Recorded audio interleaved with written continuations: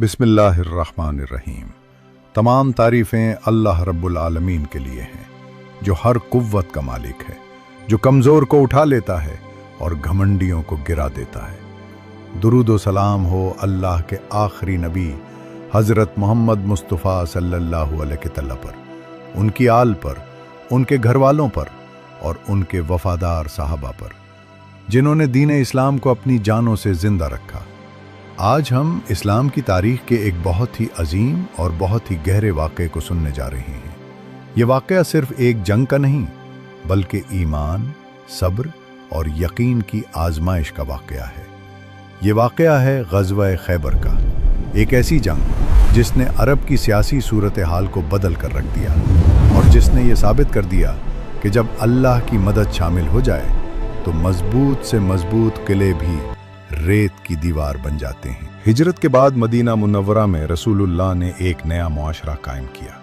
ये मुआशरा सिर्फ मुसलमानों का नहीं था, बल्कि इसमें मुख्तलिफ मज़ाहिब के लोग भी रहते थे। यहूदी कबाइल मदीना के गिरदोनवा में आबाद थे।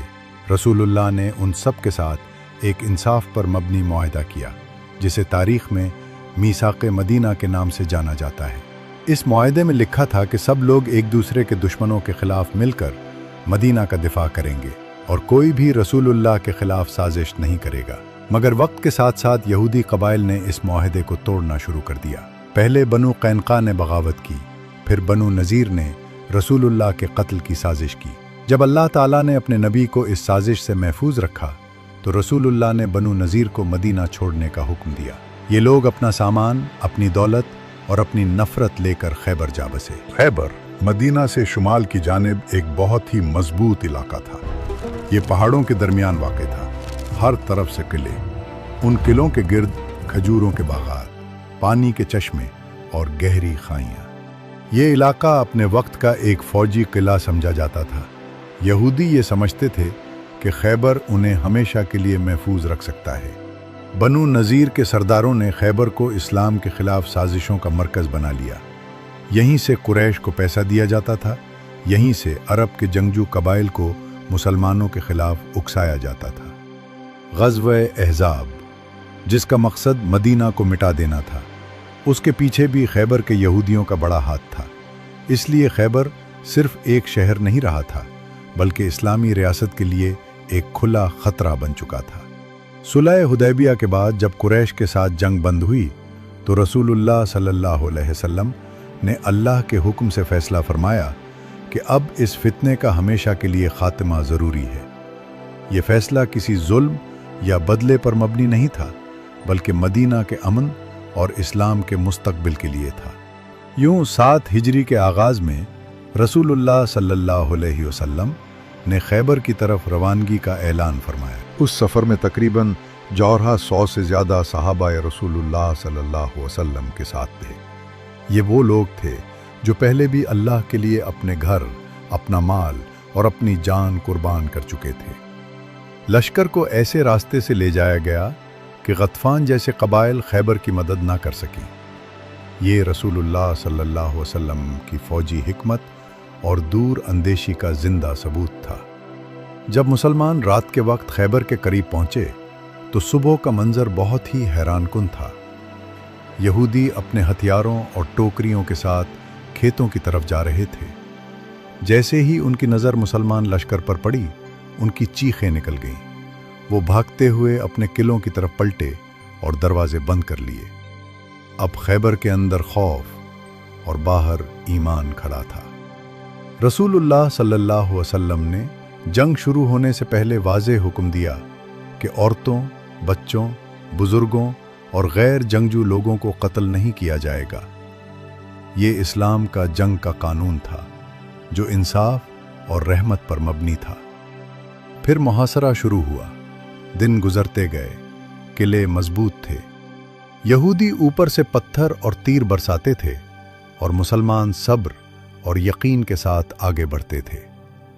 यहीं से ग़ज़वा खैबर का असल इम्तिहान शुरू होता है और यहीं पर अल्लाह ताला अपनी मदद का वो दरवाज़ा खोलता है जहां से तारीख़ का रुख बदल जाता है। जब मुसलमान खैबर के करीब अपना लश्कर जमा कर चुके तो दूसरी तरफ किलों के अंदर एक अजीब सी बेचैनी पैदा हो चुकी थी। یہودی سرداروں کو یقین تھا کہ ان کے مضبوط قلعے، ان کی تلواریں، ان کے تیر اور ان کا تجربہ مسلمانوں کو کبھی کامیاب نہیں ہونے دے گا۔ ان کا غرور انہیں یہ یقین دلا رہا تھا کہ خیبر کبھی فتح نہیں ہو سکتا۔ خیبر ایک قلعہ نہیں تھا بلکہ قلعوں کا ایک سلسلہ تھا۔ ہر قلعہ اپنی جگہ ایک مستحکم دیوار کی طرح کھڑا تھا۔ ان قلعوں کے نام تھے نعیم، نطات، صعب بن معاذ، زبیر، قموس، وطیح اور سلالم۔ ہر قلعہ اپنے اندر غلہ، پانی اور ہتھیاروں سے بھرا ہوا تھا۔ یہودی یہ سمجھتے تھے کہ اگر ایک قلعہ گر بھی جائے تو دوسرا قلعہ انہیں بچا لے گا۔ سب سے پہلا مقابلہ نطات کے قلعوں کے ساتھ ہوا۔ یہودی اوپر سے پتھر اور تیر برساتے اور مسلمان نیچے سے قلعوں کا محاصرہ کرتے۔ زمین گیلی تھی جس کی وجہ سے مسلمانوں کو قدم جمانے میں مشکل ہوتی۔ رسول اللہ نے اس مشکل کو دیکھا تو لشکر کو ایک زیادہ محفوظ جگہ راجے نام کے علاقے میں منتقل کر دیا۔ یہ بھی رسول اللہ کی فوجی بصیرت کا ایک اور ثبوت تھا۔ دن گزرتے گئے، راتیں بیتتی گئیں۔ مسلمانوں کے لیے یہ محاصرہ آسان نہیں تھا۔ کھانا کم ہوتا جا رہا تھا، زخمی بڑھتے جا رہے تھے اور قلعوں کے دروازے ابھی بھی بند تھے۔ مگر رسول اللہ کا ایمان اور توکل صحابہ کے لیے ہمت کا سرچشمہ بنا ہوا تھا۔ وہ خود بھی جنگ میں شامل رہتے، تیر چلاتے اور دعاؤں کے ذریعے اللہ سے مدد مانگتے۔ اسی دوران ایک یہودی شخص رات کے اندھیرے میں مسلمانوں کے پاس آیا۔ اس نے امان مانگی اور کہا کہ اگر اسے امان دی جائے تو وہ قلعوں کے اندر کی اصل حالت بتا سکتا ہے۔ مسلمانوں نے اسے امان دی۔ اس نے بتایا کہ نطات کے قلعوں کے اندر غلے اور اسلحے کا مرکز ہے اور اگر یہ قلعہ گر گیا تو خیبر کے باقی قلعوں کی کمر ٹوٹ جائے گی۔ صبح ہوئی، مسلمانوں نے پوری طاقت کے ساتھ حملہ کیا۔ دن بھر کی سخت جنگ کے بعد نطات کا قلعہ فتح ہو گیا۔ یہ خیبر کی پہلی بڑی شکست تھی۔ یہودی اس قلعے کو چھوڑ کر بھاگنے لگے اور اپنے سب سے مضبوط قلعوں کی طرف روانہ ہو گئے۔ اس کامیابی کے باوجود جنگ ختم نہیں ہوئی تھی۔ اب باری تھی نعیم کے قلعوں کی۔ رسول اللہ نے پہلے دن پرچم ایک صحابی کو دیا۔ انہوں نے پوری کوشش کی مگر قلعہ فتح نہ ہو سکا۔ دوسرے دن دوسرے صحابی کو پرچم دیا گیا لیکن پھر بھی کامیابی نہ ملی۔ یہودی اپنی مضبوطی پر اور زیادہ غرور کرنے لگے۔ اس رات رسول اللہ نے ایک جملہ ارشاد فرمایا جو تاریخ اسلام میں ہمیشہ کے لیے لکھا گیا۔ آپ نے فرمایا، کل میں پرچم اس شخص کو دوں گا جو اللہ اور اس کے رسول سے محبت کرتا ہے اور اللہ اور اس کا رسول اس سے محبت کرتے ہیں۔ اللہ فتح اس کے ہاتھ پر عطا فرمائے گا، وہ کبھی پیٹھ نہیں دکھاتا۔ یہ بات سن کر رات بھر صحابہ کے دل دھڑکتے رہے۔ ہر کوئی یہ سوچتا رہا کہ کل پرچم کس کے ہاتھ میں ہوگا۔ صبح ہوئی تو رسول اللہ نے پوچھا، علی کہاں ہیں؟ بتایا گیا کہ حضرت علی بن ابی طالب رضی اللہ عنہ کی آنکھوں میں سخت درد ہے اور وہ چل بھی نہیں سکتے۔ رسول اللہ نے فرمایا، انہیں میرے پاس لاؤ۔ حضرت علی رضی اللہ عنہ کو رسول اللہ کے پاس لایا گیا۔ آپ نے اپنا مبارک لعاب حضرت علی رضی اللہ عنہ کی آنکھوں پر لگایا اور دعا فرمائی۔ اللہ کی قدرت سے فوراً آنکھوں کا درد ختم ہو گیا، جیسے کبھی تھا ہی نہیں۔ پھر رسول اللہ نے اپنے مبارک ہاتھ سے پرچم حضرت علی رضی اللہ عنہ کو دے دیا۔ حضرت علی رضی اللہ عنہ نے پرچم پکڑا، اللہ کا نام لیا اور قلعوں کی طرف بڑھے۔ ان کا چہرہ یقین سے چمک رہا تھا۔ یہودی قلعوں کے دروازوں پر کھڑے ہو کر انہیں دیکھ رہے تھے۔ انہیں ابھی اندازہ نہیں تھا کہ اللہ نے کس کو ان کے مقابلے کے لیے بھیجا ہے، اور یہیں سے خیبر کی جنگ ایک نئے موڑ پر پہنچنے والی تھی۔ یہیں سے وہ واقعہ شروع ہوتا ہے جو قیامت تک بہادری کی مثال بن گیا۔ جب رسول اللہ صلی اللہ علیہ وسلم نے پرچم حضرت علی بن ابی طالب رضی اللہ عنہ کے ہاتھ میں دیا تو پورے لشکر میں ایک عجیب سی کیفیت پیدا ہو گئی۔ صحابہ کے دلوں میں یقین تھا کہ آج اللہ کی مدد نظر آنے والی ہے۔ حضرت علی رضی اللہ عنہ نے پرچم کو بلند کیا، اللہ اکبر کا نعرہ لگایا اور قلعوں کی طرف بڑھنا شروع کیا۔ سامنے قلعہ قموس تھا، خیبر کا سب سے مضبوط، سب سے بلند اور سب سے خوفناک قلعہ۔ یہودی اس قلعے کو اپنی قوت کا مرکز سمجھتے تھے۔ انہیں یقین تھا کہ اگر قموس بچ گیا تو پورا خیبر بچ جائے گا۔ قلعے کے اندر ایک جنگجو تھا جس کا نام مرحب تھا۔ مرحب صرف ایک فوجی نہیں تھا بلکہ خیبر کا مشہور پہلوان اور تلوار باز تھا۔ اس نے لوہے کا خود پہنا ہوا تھا، ہاتھ میں بھاری تلوار تھی اور سینے پر اپنی قوت اور فخر کے اشعار لکھے ہوئے تھے۔ وہ قلعے کے دروازے سے نکل کر میدان میں آیا और जोर जोर से अपनी बहादुरी का ऐलान करने लगा। मरहब ने कहा, खैबर जानता है कि मैं उसका शेर हूँ, जंगों का तजर्बा रखता हूँ और तलवार का माहिर हूँ। उसकी आवाज पहाड़ों से टकरा कर गूंज रही थी। यहूदी किलों के ऊपर खड़े होकर उसे देख रहे थे और खुश हो रहे थे कि उनका सबसे बड़ा जंगजू मैदान में आ चुका है। हजरत अली रजी अल्लाह अन्हु आगे बढ़े। उन्होंने अल्लाह का नाम लिया और पुरवकार लहजे में जवाब दिया, मैं वो हूँ जिसका नाम मेरी माँ ने हैदर रखा, शेर की तरह दुश्मन पर टूट पड़ने वाला। फिर एक पुल भी जाया किए बगैर दोनों तलवारें टकरा गईं। ये मुकाबला सिर्फ दो अफराद का नहीं था, ये हक और बातिल का मुकाबला था। तलवारों की चमक, तीरों की आवाज और लोगों की सांसें थम चुकी थीं। अचानक हजरत अली रजी अल्लाह अन्हु ने एक जबरदस्त वार किया जो मरहब के खुद को चीरता हुआ उसके सर तक पहुंच गया। मरहब जमीन पर गिर गया। खैबर का सबसे बड़ा पहलवान कत्ल हो चुका था। इस मंजर को देखकर यहूदियों के हौसले टूट गए। जो किला उन्हें हमेशा महफूज लगता था, अब उन्हें कैद खाना महसूस होने लगा। हजरत अली रजी अल्लाह अन्हु ने आगे बढ़कर किले के दरवाजे पर हमला किया। जंग के दौरान उनकी ढाल गिर गई। इस लम्हे में अल्लाह ने उन्हें एक ऐसी कुव्वत अता की जो सिर्फ उसके खास बंदों को मिलती है। हजरत अली रजी अल्लाह अन्हु ने कमूस के किले का दरवाजा उखाड़ लिया और उसे अपनी ढाल बनाकर दुश्मन के तीरों और तलवारों का मुकाबला करने लगे। मुसलमान देखते रह गए। किला जो सालों से खड़ा था, आज एक मोमिन के यकीन के सामने झुक रहा था। जब किला फतह हो गया तो हजरत अली रजी अल्लाह अन्हु ने दरवाजा जमीन पर रख दिया।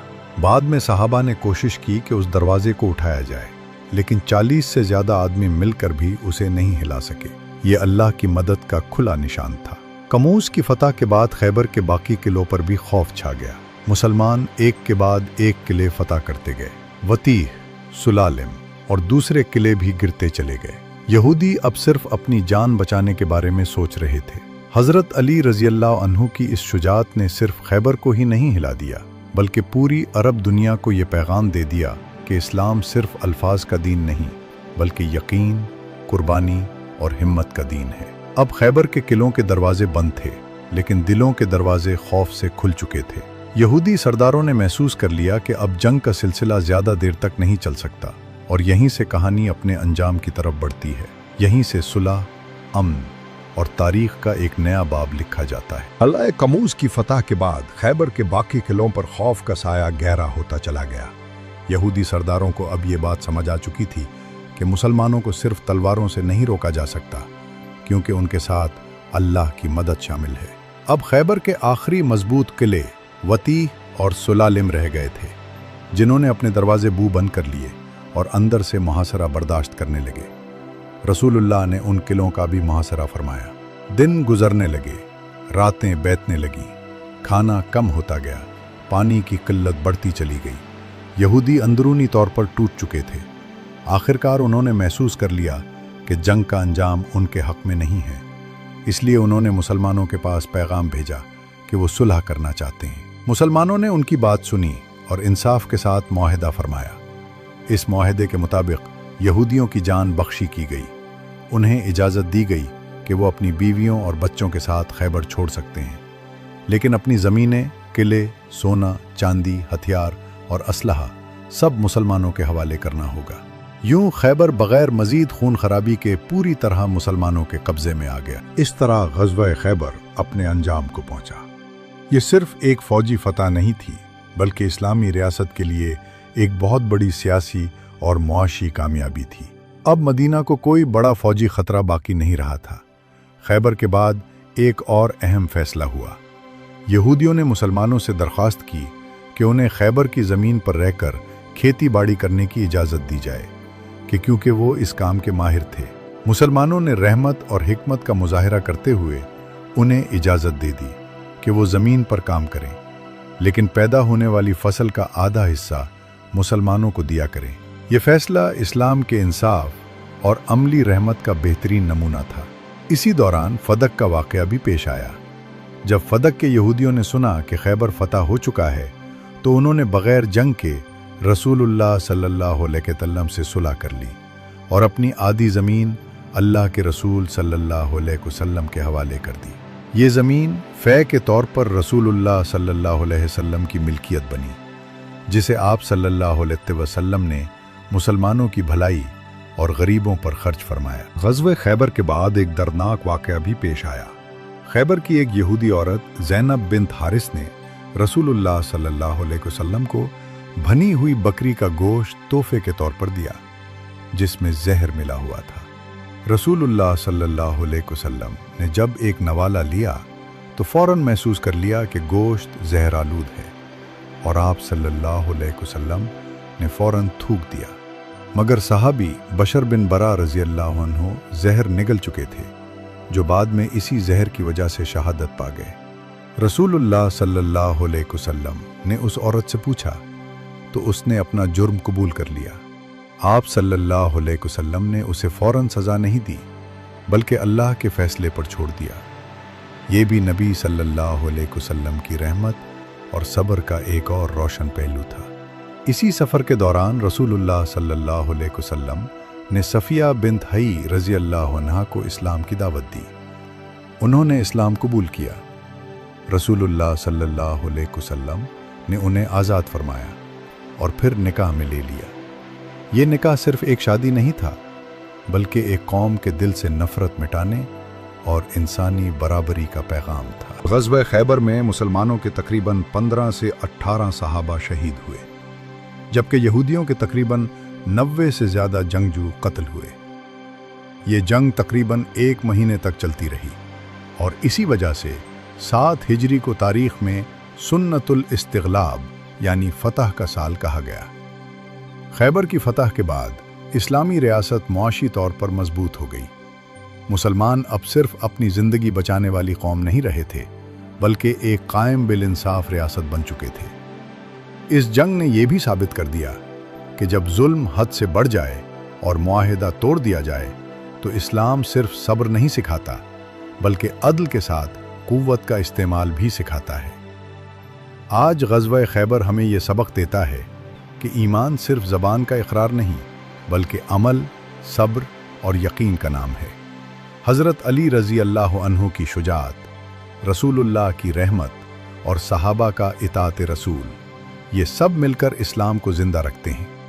और इसीलिए ग़ज़वा खैबर सिर्फ एक तारीख़ी वाक़या नहीं, बल्कि क़यामत तक के लिए एक ज़िंदा पैगाम है कि जब अल्लाह पर भरोसा हो तो न किला मजबूत रहता है, न जुल्म कायम रहता है। अल्लाह हमें भी ऐसा ही ईमान और यकीन अता फरमाए। आमीन।